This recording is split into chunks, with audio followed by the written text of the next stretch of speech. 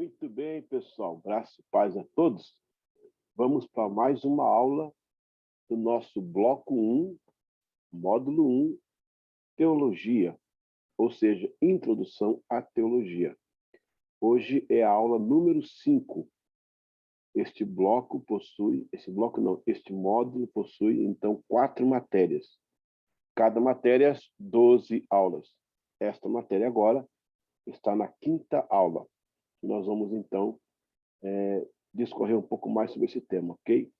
Eu creio que você já está com a sua apostila aí na mão, creio que você já está a postos para a gente começar a nossa aula. A introdução à teologia, ela vai voltar outras vezes, em outros momentos, com mais profundidade. Não dá para a gente fazer tudo de uma vez. Já está todo o material e você aprender e tal. Há muitos aspectos em teologia que precisam ser cuidados, analisados, focados, para que você entenda bem. A seriedade desse ministério ou desse seminário é para que você tenha informações precisas, fundamentadas, com um respaldo muito grande para o seu trabalho. Então, nós estamos tratando em pontos de introdução à teologia, embora já está profundo, né? Mas esse tema ele volta de acordo com o cronômetro dos nossos módulos. Ele volta em outros momentos, mas com mais profundidade. Ou seja, continua ainda, né, toda essa questão da matéria em si e do que ela oferece. Se você trouxe sua apostila, espero que sim, porque senão vai ficar difícil para a gente, né? Vamos abrir, então, a nossa apostila e já trabalhar o tema de hoje, da 5ª aula, o desenvolvimento da teologia, parte 1. Nós teremos a parte 2 desse trabalho, ok? Bom, vamos entender agora a questão da patrística. O que foi o movimento patrístico? O movimento patrístico, ele foi um movimento logo após os apóstolos. Quando morreu o último apóstolo, que segundo a tradição foi Simão Zelote, morreu na Bretanha, então inicia-se o período dos patrísticos, ou o período patrólogo. O período patrístico ou patrólogo significa os pais da igreja, ou seja, os primeiros que começaram a desenvolver o trabalho do ministério eclesiástico logo após os discípulos. Porque nós temos a era dos discípulos que vem lá com Jesus, no começo, né, que é a era apostólica. Aqueles que andaram com Jesus, estiveram com Jesus pessoalmente, com exceção de Paulo, mas Paulo também teve uma visão e ele viu, né, o clarão e viu também ali, ouviu a voz de Jesus. Foi algo muito pessoal da parte de Paulo com Jesus, o que também caracterizou ele apto a ser apóstolo. Quando encerra o período dos discípulos, que agora seriam apóstolos, vai iniciar esse período chamado patrístico.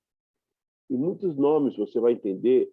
Depois a gente vai ter algumas lições que vão falar sobre esses nomes, que eles eram os pais nicenos, os pais pós-nicenos, os pais gregos, os pais latinos, os pais romanos. São vários personagens que aparecem, nesse contexto da patrística, ok? Vamos lá. A patrística refere-se aos pais da igreja, que é a primeira geração após a dos apóstolos. Na revista do Curso Internacional de Teologia, conta a seguinte declaração: o conteúdo do Evangelho, no qual se apoiava a fé cristã nos primórdios do cristianismo, era um saber de salvação revelado e não sustentado por uma filosofia. Uma pausa. Na verdade, a igreja primitiva ela vai lutar contra a escola grega. A Grécia trouxe muita contribuição. No final deste módulo, temos uma matéria chamada a cultura helenística. A contribuição grega para o desenvolvimento do pensamento foi maravilhosa, mas ela não incluía a verdade absoluta ou a verdade eterna.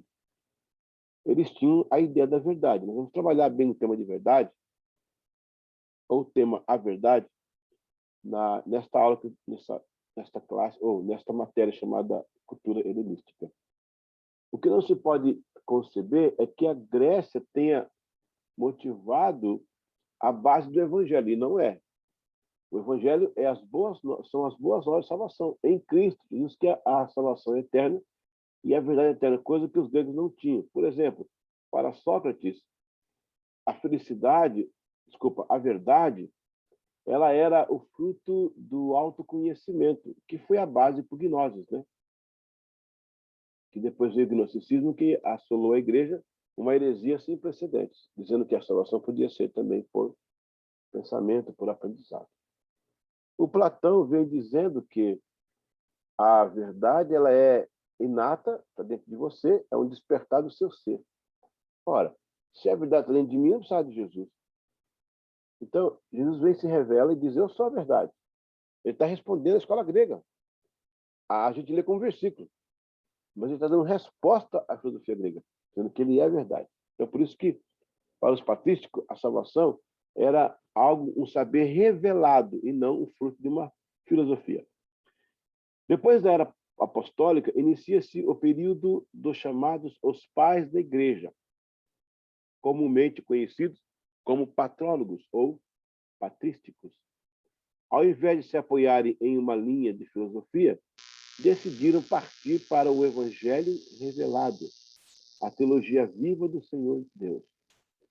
Com o surgimento, logo no início, de heresias e desvios teológicos, a igreja se viu na obrigação de reagir, e assim foi se desenvolvendo a teologia cristã.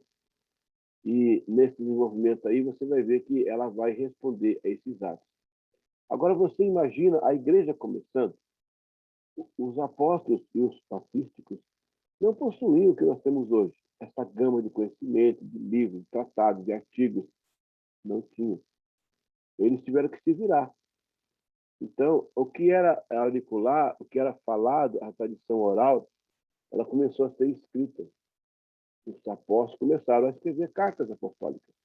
E depois que eles partem, nós vamos ver em matéria mais para frente, que os patrícios começam a escrever algumas coisas. Entre as coisas que eles escreviam, tipo as memórias dos apóstolos, Irineu começou com esse trabalho, os lecionários, que eram o sistema de liturgia para alguns rituais da igreja. Você vai ter logo depois o Didaquê, que é a reunião dos ensinos dos apóstolos, e também alguns ensinos de pessoas próximas aos apóstolos. Você vai ter o texto receptos. E assim, a teologia ela vai se desenvolvendo, desencadeando-se aos poucos.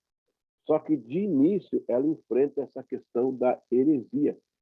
Os nestorianos, os arianos, os montanistas, os maquianistas.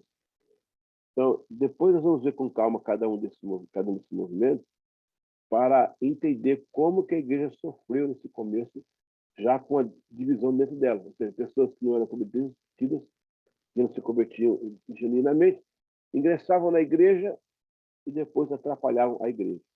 Então, nesse ponto, nós vamos descobrir. Mas o fato é, a patrística é o primeiro movimento logo após os apóstolos. E nesse movimento começa-se a desenvolver a teologia cristã. Muitos deles eruditos, estudados em Alexandria. São vários nomes que você vê que tem gabarito, né, para falar e para dissertar sobre o tema, e vindo de uma escola amplamente grega, que era suposto as pessoas não abraçarem o evangelho de uma forma especial, dado essa questão grega. Mas Deus e o Espírito Santo iluminou aquele povo. Eles conseguiram, então, fazer com que o evangelho fosse pregado e a escritura fosse evidenciada, fora do plano grego, a não ser a linguagem que eles usavam, porque o grego era comum e era mais acessível a todos os povos. Então, a primeira fase, logo após o período dos apóstolos, chama-se a era patrística, ou seja, a era dos pais da igreja. Ok? Visto isto, vamos para a temperança nessa questão do desenvolvimento da teologia. aumentar um pouquinho mais aqui a tela para nós, acho que fica melhor, quer ver? Aí você lê com mais propriedade, ok? Muito bem, deixa eu centralizar mais aqui um pouquinho, para a gente ter um parâmetro melhor de leitura. Olha aí sim, tá vendo? Lembrando que esse bonequinho aqui é para você estudar em casa, viu? 20 minutos. Ah, mas professor, aqui tem um texto que dá 5 minutos. Lê, relê, estuda, vai nos livros, procura levantar uma ideia do que está aí. Vamos colocar essa questão da temperança dentro do desenvolvimento da teologia. Mesmo com o cuidado patrístico em colocar a filosofia como serva e não como maestrina, houve uma pequena diferenciação. O cristianismo em torno de Roma e Israel possuía o zelo da teologia como fonte maior. Porém, os pais gregos faziam um paralelo com as mais ênfases, a filosofia grega, com mais ênfase, né? A filosofia grega. E neste caso, o papel da filosofia grega no seio da igreja exerceu certa proeminência. Porém, eles foram equilibrados e não permitiram que esta importância viesse tomar o lugar das escrituras. O fato é que o gnosticismo se apoderou do conhecimento como uma ponte de soteriologia, e os patrísticos tiveram que lutar muito contra esta heresia nefasta. O que mais ajudou nesse período foram as cartas dos apóstolos e os evangelhos que trouxeram chão para aquela primeira leva de discípulos, agora líderes da igreja cristã. Você notou que interessante isso aí? O poder do pensamento grego era algo sui generis na época. A Grécia determinou a linha de religiosidade de várias nações. Naquela época, uma religião chamada Midas, o próprio confucionismo, o zoroastraísmo, né? Zoroastro, né? As crenças egípcias. Você vai ver ainda nessa fase da cultura humanista que eles tinham doutrinas aproximadas às doutrinas da igreja. Sabia que havia ressurreição na mitologia grega? Lá o caso de Osíris e Íris, né, que ressuscitou algumas partes do corpo. Essa questão da purificação também em algumas religiões, em relação à água. Quando eu vou a Curã, em Israel, lá tem um espaço onde viviam os essênios, e você vê nitidamente o ritual do batismo. É um degrau para descer no tanque e 5 para subir, dizendo que para se lavar é só um passo, mas para crescer na fé, você tem que ter degraus, né, de crescimento e conhecimento. O que acontece é que, naquela época, como a Grécia era também o idioma oficial das nações, veja que o grego vai nascer por uma necessidade comercial. Os fenícios, que faziam a parte marítima na costa, ali aquela parte do Mediterrâneo, né? Você vai ver ali um pouquinho em cima de Israel, né? Abaixo um pouco também, os fenícios, também depois, um pouco mais abaixo, os filisteus, com as suas sedes em Ascalon, Asdod e toda aquela região. O comércio marítimo era muito forte naquela região. Por ali passavam os navios, tanto de guerra como comerciais. Navios de comerciantes trazendo tapeçarias, animais, artefatos, couro, até comida, né? Não sei como eles faziam para preservar algum tipo de comida, mas ramos, plantas, escravos, tudo aquilo era um polo comercial enorme. O porto de Alexandria, aí tudo bem, fica mais assim ao norte do Egito, né? O porto de Cesareia de Filipe, a própria Roma, né? E os seus portos em volta, os portos gregos. Você imagina ali a Grécia, né? A Turquia, a Síria, o Líbano, Israel, o Egito, partes da Europa. O mar Mediterrâneo é um mar que englobava todos esses aspectos comerciais. Por isso que a linguagem grega era muito forte na região, porque ela fazia as conexões comerciais. Mas também era forte por causa da língua. As cartas eram escritas em grego, também as epístolas. Nós vamos entender depois a diferença entre epístola e carta. E essas cartas ou epístolas eram escritas na linguagem grega. Portanto, a Grécia não só exportava a letra, a escrita, mas ela também jogava nesse bojo, jogava nesse meio a sua mitologia. E a mitologia grega, ela é cercada por crenças. E essas crenças, algumas são parecidas com as que tem dos evangelhos. E isso trouxe um pouco de confusão à mente das pessoas. O fato é que a verdade de Deus, ela se revela em muitas culturas. Jesus é a única pessoa que Deus reservou para que o povo de Israel trouxesse ele ao mundo. Então, veja bem, a questão da ressurreição é uma questão de Deus, é universal, né? Alguns povos tinham a tendência a ter essas lendas. Agora, por que vocês não conheciam Israel, no caso, nesse caso, foi do Velho Testamento, né? Como é que eles conseguiram fazer isso?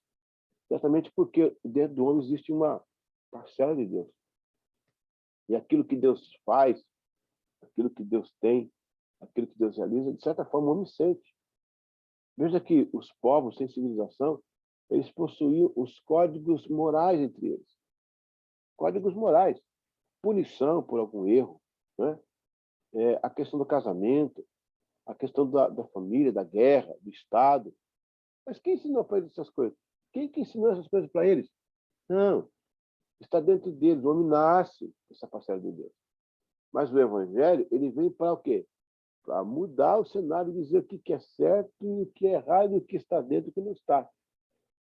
Tirar também as vendas dos olhos, desmistificar, tirar o secretismo religioso e mostrar realmente o que é, de fato, aquele fenômeno legítimo nas mãos de Deus, legítimo para Deus operar.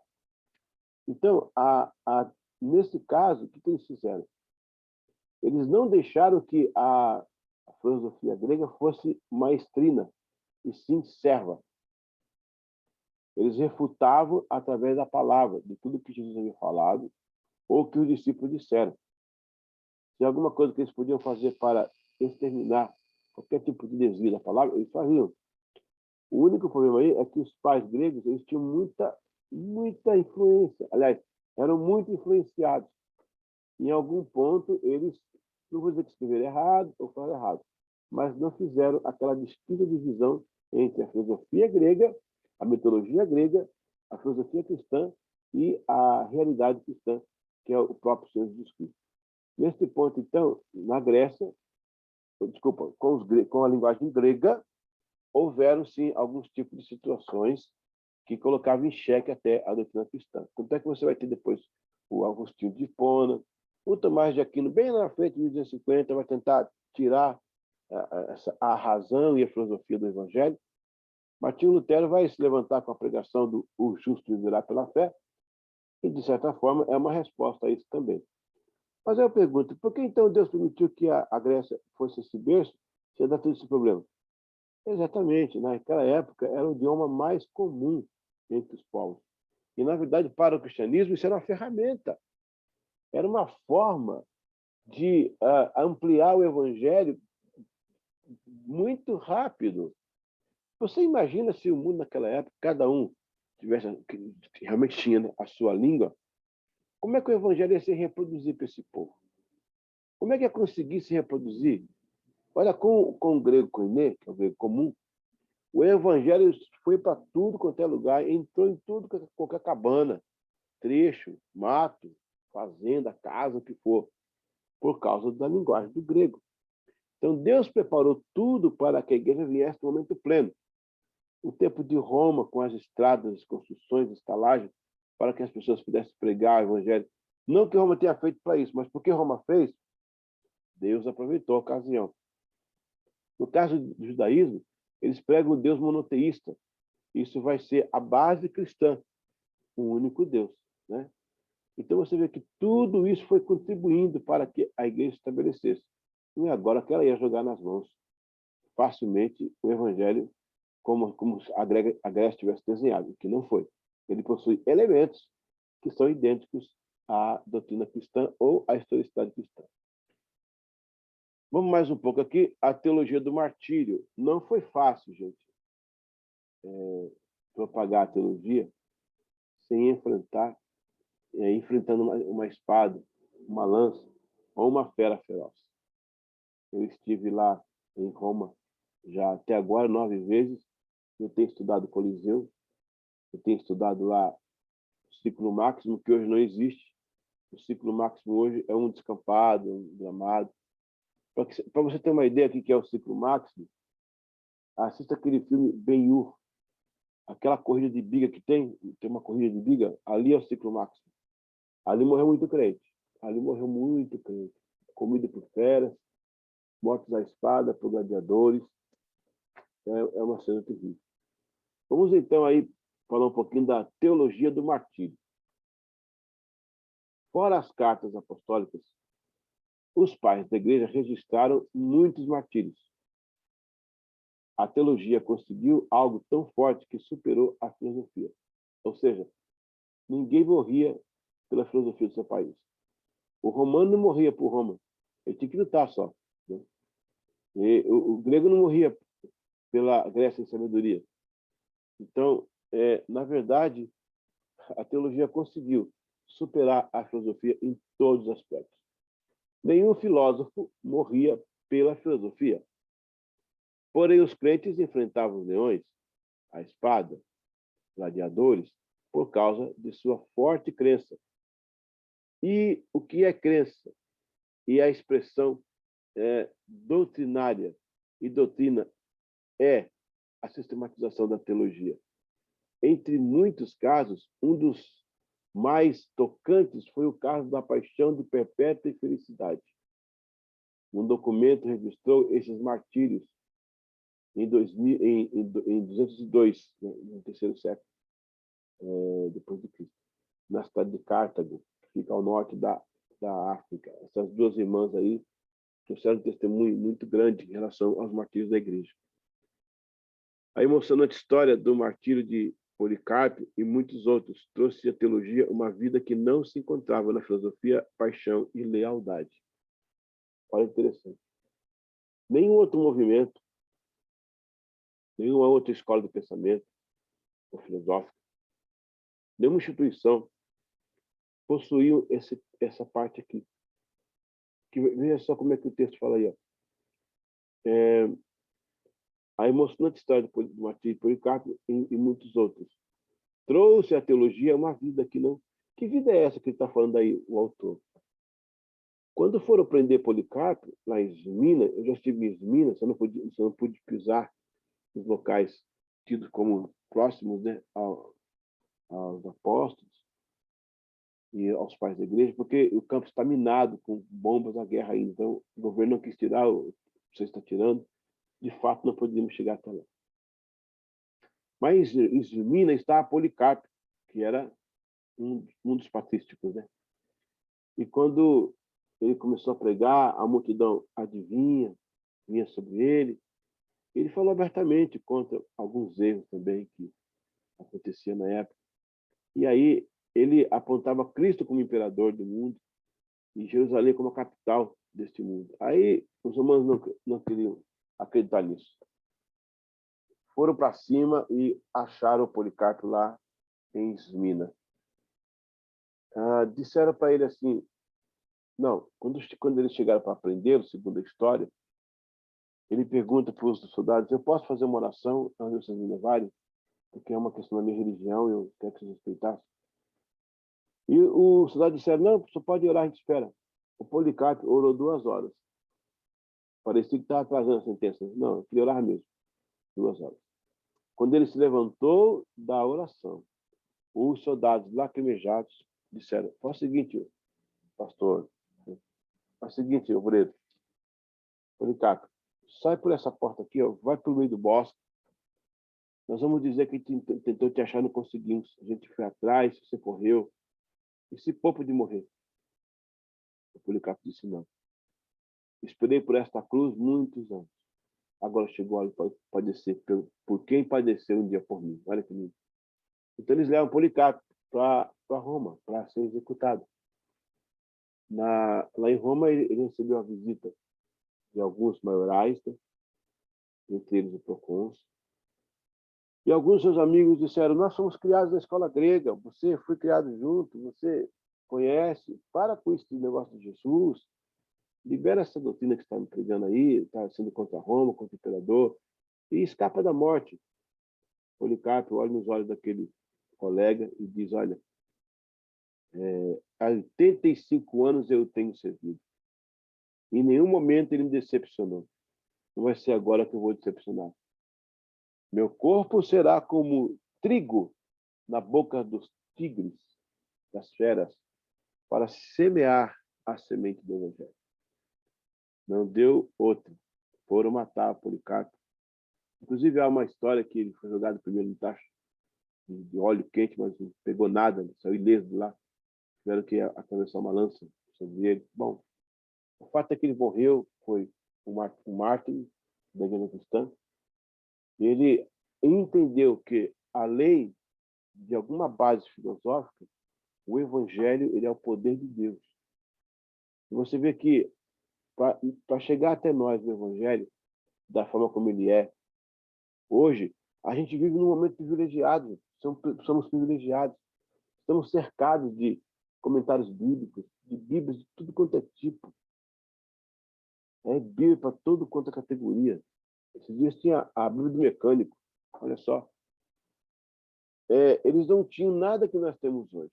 No entanto, eles tinham o poder do Espírito Santo, que era o diferencial daquela geração.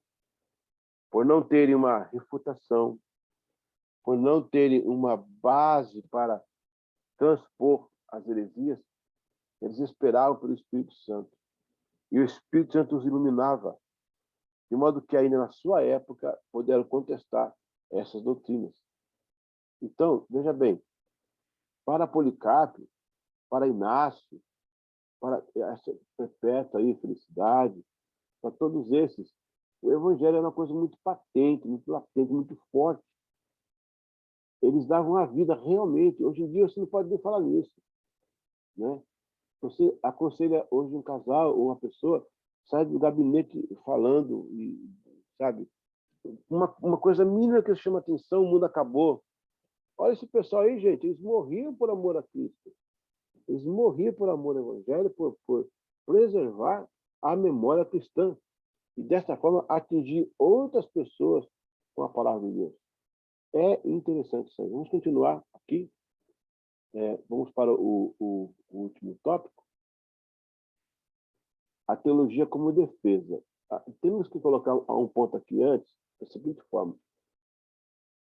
Se fala muito em defender a igreja, defender o evangelho, defender Jesus. Olha, gente, Jesus, a igreja, o evangelho, não se defesa, não. Não.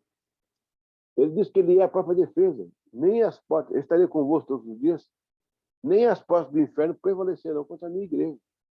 Então, Jesus cuida da sua igreja. Agora, quando eu falo defesa aqui, não é nesse sentido de defender o evangelho, porque não sei o quê, então, não é nesse sentido que eu estou falando. Eu estou falando no sentido de você ter uma base apologética de defesa aos ataques literais que fazem contra a igreja, misturando coisas para criar uma heresia, para criar algo novo. Né? Por exemplo, quando Israel sai do Egito, ele entra em Canaã, vai encontrar um Deus El também. Eles tinham o Deus El, Israel tinha o Deus El, né? El Shaddai, Elohim. Mas os cananeus também tinham o Deus El. Não foi para confundir. Eles foram checar e viram que não era o mesmo Deus. Era só um nome parecido. Inclusive, esse Deus cananeu tinha uma mulher chamada Zera, um filho chamava Haddad, e o outro chamava Baal, e assim vai. E também eram nomes transliterados, né? Ou sincretizados por Roma. Nesse ponto, você vai ver que a teologia que os defende, né, vai solidificar a teologia que estava começando. Porque a igreja era uma coisa nova, a igreja era uma coisa nova, estava começando. Vamos aqui ler na apostila, o que o texto fala para a gente. Depois da primeira parte do século II, a teologia exerce uma posição mais determinante. os cristãos afirmavam sua fé sob os auspícios da teologia. Até porque o movimento gnóstico, que afirmava que se podia ser salvo desenvolvendo o conhecimento, estava em alta e nas ênfases do momento. Portanto, a teologia recebeu fortes golpes, ao ponto de provocar uma ação de confronto, né? A teologia recebeu fortes golpes, ao ponto de provocar uma ação de confronto.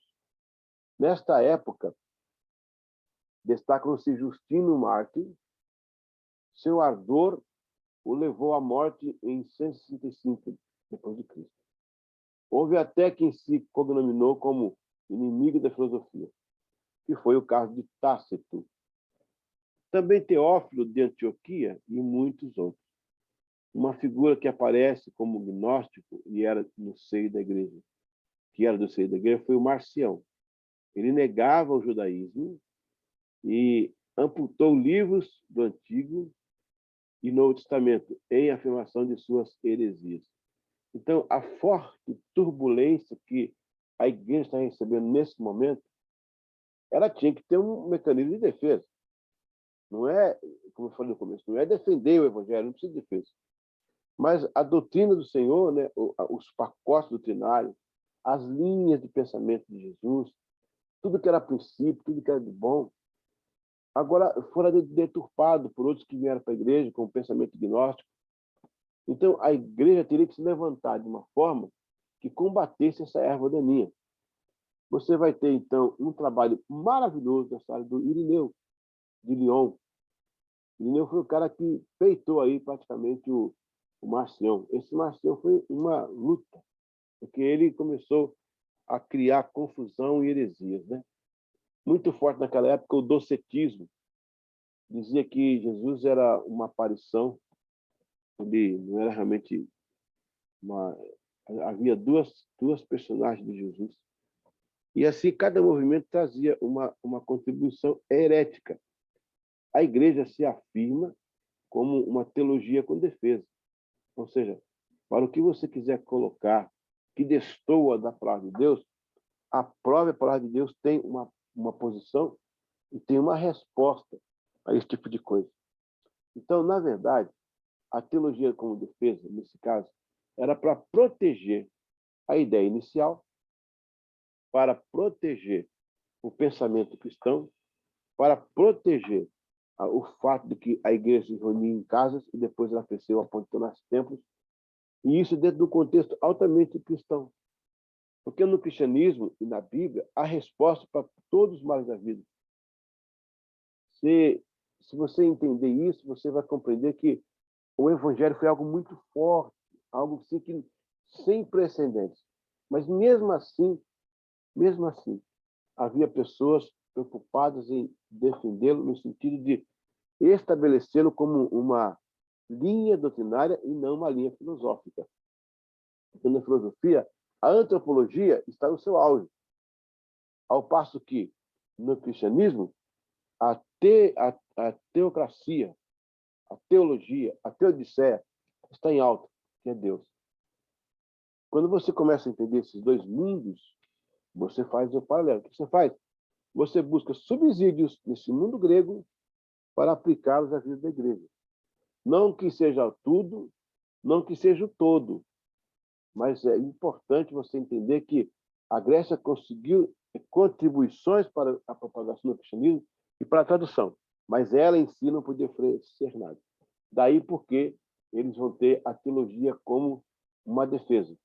Vai chegar ao ponto até de eles fazerem paralelos dos livros, né? E fazer uma dissertação uma, provando que aquilo não tem nada a ver com a filosofia grega. Embora a Grécia tenha desenvolvido alguns pensamentos interessantes, alguns deles com forte conotação dos evangelhos. Muito bem.